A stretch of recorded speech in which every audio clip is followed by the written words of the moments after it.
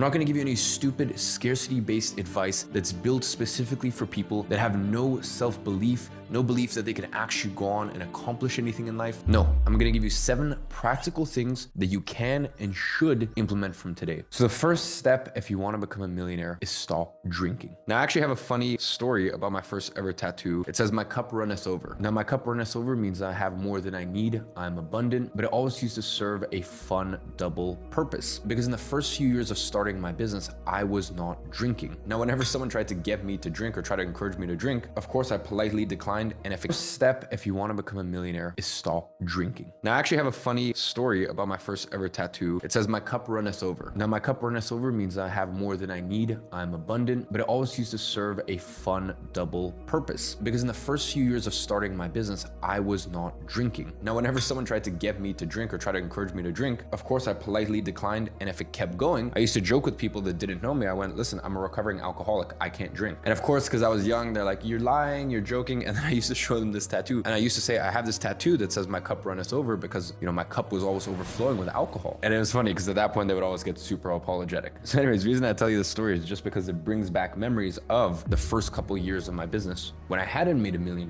yet. I hadn't made $1 million after tax. I wasn't a millionaire. And in that time, I did not drink for 2 reasons. First of all, think about how much money you have wasted, how much money you have spent on useless drinks at the bar, shots. So not only from a financial perspective, and you know, I told you earlier in this video, I think it is absolutely ridiculous that people are so dumb to think, "Oh, you know how I'm going to become a millionaire?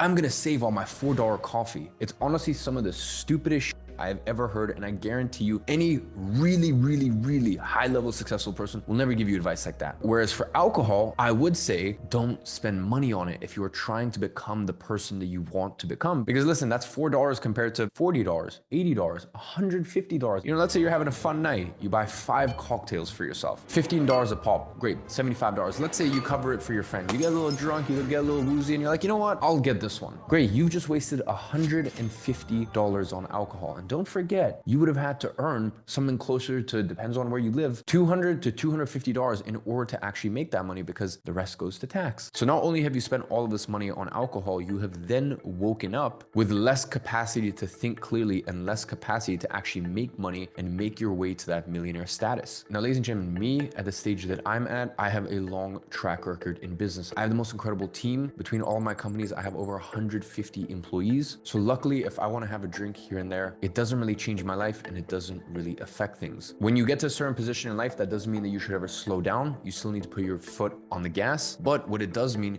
is that you can do things slightly differently. So if you are serious about becoming a millionaire this year, quit drinking. Now, the best tip